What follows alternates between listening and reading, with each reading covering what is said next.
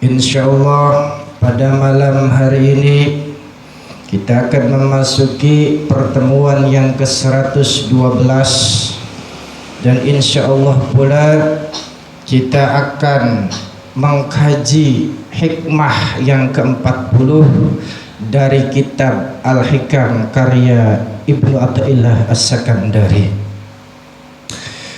Di dalam kitab tersebut khususnya baris tengah halaman 28,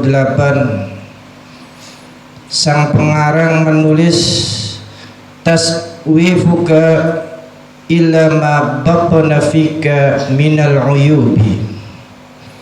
Taswifuka, usahamu, ila ma batana fika, untuk mengetahui sesuatu yang tersembunyi di dalam dirimu, minal uyubi, dari kejelekanmu, dari aibmu, dari keburukan-keburukanmu, khairun, itu lebih bagus, lebih baik, min tashwifika, dari usahamu, ila ma hajaba anka, untuk membuka apa yang menghijabmu berupa tirai-tirai, minal ghuyubi, dari hal-hal yang gaib.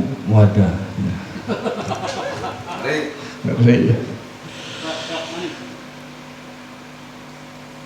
Kalau nanti kita mendengarkan penjelasannya, ini akan lebih mudah ya. Walaupun tadi pada saat kita mendengarkan kata-kata yang terdapat di dalam hikmah yang ke-40 ini ada berkaitan dengan hal-hal yang gaib. Dan Jumat kemarin konon katanya ada teman kita ya yang dimasuki hal gaib.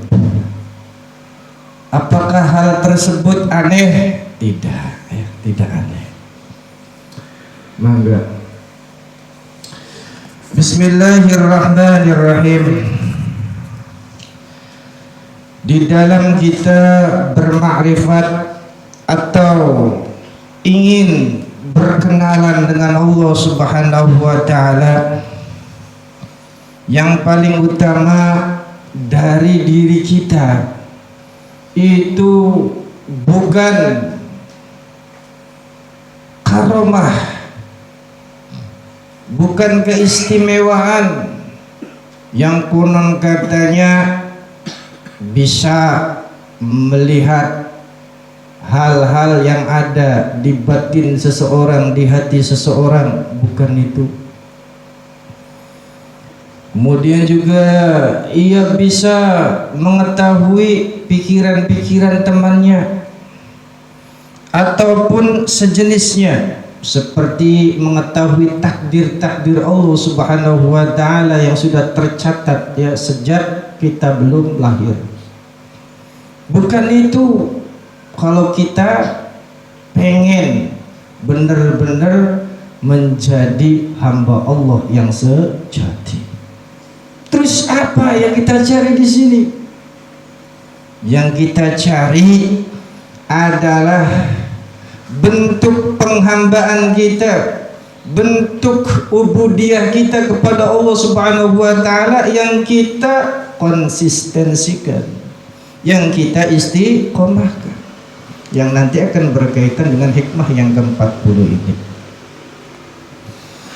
Jadi kerja keras kita, upaya kita di dalam mengenal Allah Subhanahu wa Ta'ala tadi bukan karomah-karomah yang nanti kita incer. Karena ketika kita mengincar karomah, sama saja berarti kita itu meminta bayaran dan bayaran dari Allah Subhanahu wa Ta'ala. Seperti orang kalau seandainya bekerja minta bayaran dulu, ya kayaknya itu perlu ditanyakan. Walaupun profesional minta bayaran dulu, ragu kita. Apalagi kita dengan Allah Subhanahu wa taala.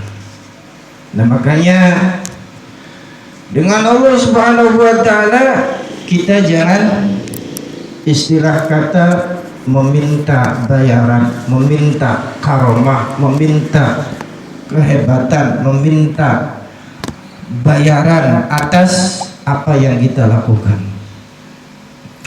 Bahkan kata Ibnu Athaillah As-Sakandari, ketika kita dalam hidup kemudian kita itu berupaya untuk mengetahui kekurangan-kekurangan kita, keburukan-keburukan kita, aib-aib kita di dalam diri kita ini, kita terus koreksi, kita terus muhasabah, kemudian kita perbaiki, itu lebih baik ya.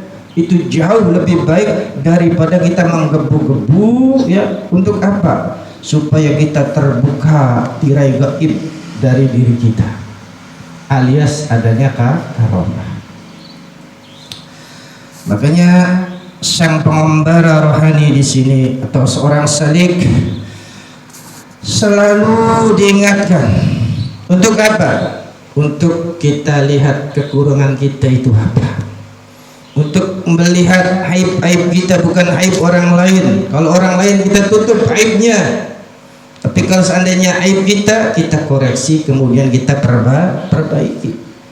Jangan sampai kita di dalam hidup di dunia ini, khususnya yang hadir di sini, mempunyai tujuan supaya bisa mengetahui hal-hal yang gaib. Jangan. Ya. Karena apa? Itu merupakan sebuah bisikan kemauan yang ada di dalam hawa nafsu, bukan dari kolbu, bukan dari nurani ya. Apalagi dari sir, bukan. Itu hawa nafsu kita yang nanti ya, hal tersebut akan menjadi penghambat untuk kita berkenalan dengan Allah, akan menjadi dicap kartu merah oleh Allah Subhanahu wa taala. Nah, makanya kita jauhi.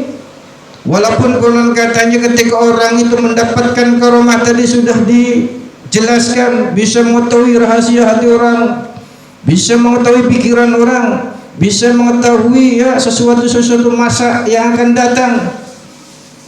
Tapi kalau seandainya kita belajar tasawuf, orang yang seperti itu masih kayak orang yang masih anak-anak ya. Jadi kalau seandainya kita suka kepada hal itu, berarti kita masih anak-anak, masih suka main-main, masih suka ditonton. Orang yang ingin hebat, bukan itu yang kita cari. Tapi dalam kenyataan, kalau ada orang sakti, langsung ya. Kalau ada ahli kitab, oraya rampu, ahli kitab orang payu, orang sakti, wah langsung beruntung ya. Nah itulah ya, padahal apa, kita harus berpikir ya terbalik ya. Nah nanti di sini juga disinggung oleh Imam Al-Ghazali. Nah kemudian orang arif billah itu mengatakan, jadilah kita hamba-hamba Allah Subhanahu wa ta'ala yang menuntut dalam diri kita keistiqomahan, mencapai istiqomah. Jangan kita menuntut karomah ya. Kenapa? Istiqomah itu menunaikan semua kewajiban-kewajiban kita kepada Allah Subhanahu wa ta'ala yang jadi kebutuhan kita. Sedangkan karomah itu menuntut kedudukan. Masa kita beribadah kepada Allah mengincar kedudukan? Ya kan gak pantas. Kemudian juga ingat, kalau kita tidak mengincar karomah-karomah yang sangat luar biasa tersebut, Kalau kita istiqomah, insya Allah karomah itu akan datang, disesuaikan dengan kehidupan orang itu di dunia. Ada yang karomahnya bisa membedah kitab, ada yang karomahnya dalam sosial, ada yang karomahnya dalam ilmu hitung, ada yang karomahnya mungkin tadi bisa melihat yang gaib-gaib. Banyak itu karomah. Bukan yang namanya karomah itu bisa nyembur baik ya. Nah, jadi kita dengan beristiqomah tadi insya Allah akan mendapatkan karomah. Karena apa? Ingat, Allah memberikan karomah kepada wali Allah itu dari keistiqomahannya. Itu makanya kita udah istiqomahkan saja ya, insya Allah datang karomah ya, kemuliaan hidup ya di dunia ini yang diberikan oleh Allah Subhanahu wa taala untuk orang-orang yang soleh. Yang soleh durung tekan.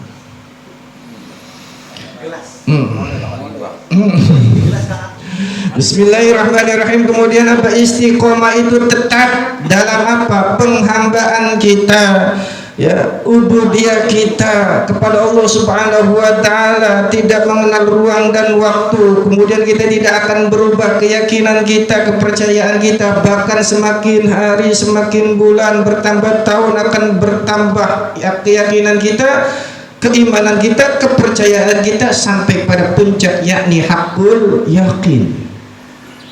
Jadi kita terus ya beribadah pada Allah, menghamba kepada Allah ya, tidak berubah walaupun dalam keadaan sakit atau sehat sama saja, tetap ia kerjakan, tetap ia amalkan. Kemudian lagi senang lagi susah tetap datang ke majelis, datang zikir, istighosah. Tidak peduli kita keadaannya lagi kaya atau miskin, sama, tetap sholatnya, tetap sodakohnya, tetap kita hadir di majelis taklimnya. Begitu sampai kita nanti sampai pada puncak titik hakul yakin ya. Kemudian kata Imam Ghazali itu berkomentar, agar supaya kita bisa mengetahui aib-aib kita sendiri daripada orang lain itu ada 4 cara ya, di dalam kitab Riyadhatun Nafsi karya Imam Ghazali. Yang pertama, kita duduk bersama mursyid, bersama guru, tapi gurunya bukan guru biasa, bukan guru dohir, tapi guru yang hidup basirohnya, yang hidup mata batinnya, sehingga apa? Dia mampu melihat aib-aib yang ada di sekelilingnya, khususnya aib-aib murid-muridnya. Untuk apa? Untuk kita mendapatkan isyarat dari beliau, untuk mendapatkan apa? Nasihat dari beliau, supaya kita nanti bisa terobati, kemudian kita bisa menjadi sehat hatinya, hidup rohaninya ya, sehingga kita menjadi orang-orang yang nanti akan bisa ya mengenal Allah Subhanahu wa taala.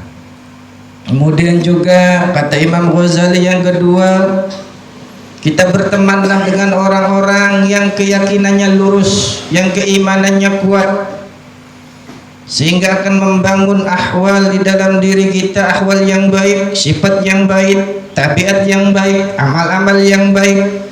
Dan model teman seperti itu cirinya ia akan mengingatkan hal-hal buruk dari diri kita ya, itu yang kita temani. Kemudian yang ketiga kata Imam Ghazali, lebih sibuklah ya kita apa? Mengoreksi aib diri daripada orang lain, daripada musuh-musuh kita, sehingga ketika kita berkumpul kita pilih ya dalam hubungan sosial, jadi dari kata-kata mereka kita saring hal yang bisa menghidupkan hati, hal yang bisa menambahkan kekuatan iman kita dengarkan. Tapi kalau yang tidak ada guna, tidak ada faedah, kita nggak usah masukkan. Nyambung dengan yang keempat, ketika tadi kita bersosial, jika ada hal yang tidak manfaat, yang sia-sia, kemudian kita mengetahui, maka kita segera mungkin sucikan batin kita, sucikan ya, bersihkan hati kita, dengan cepat kita menghindari daripada hubungan sosial tersebut. Nah, itu adalah 4 perkara yang nanti kalau kita bisa melakukan hal itu walaupun tanpa mursyid, kata Imam Ghazali, walaupun tanpa guru, nanti batin kita akan baik ya, hati kita akan baik ya, kemudian nanti akan mudah kita bisa mengenali Allah Subhanahu wa taala. Namun apabila kita mempunyai guru, mempunyai mursyid, ya lebih lagi. Karena apa? Ibarat kita itu ya duduk bersama seorang dokter ahli spesialis.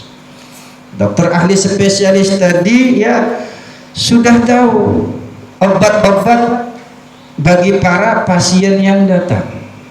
Nah, makanya bagi kita yang hadir, ada seorang guru, ada yang mengerti tentang hal-hal kebatinan, thariqah, metode untuk mengenal Allah, jangan jauhi, kita dekati, terus kita dekati sampai nanti kita bisa benar-benar mantap dan yakin, dan nanti kita bisa menemukan hal itu, yakni bisa mengenali Allah Subhanahu wa taala.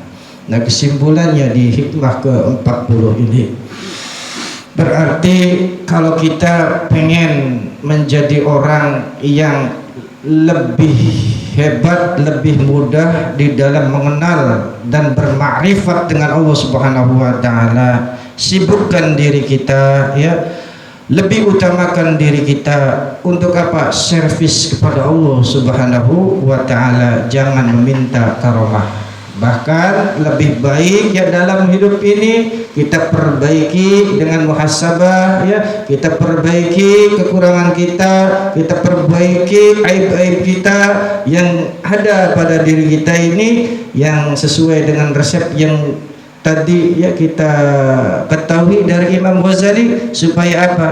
Supaya nanti kita bisa mengenal Allah Subhanahu wa taala. Nah, mungkin itu saja dulu yang bisa disampaikan, semoga ada manfaatnya.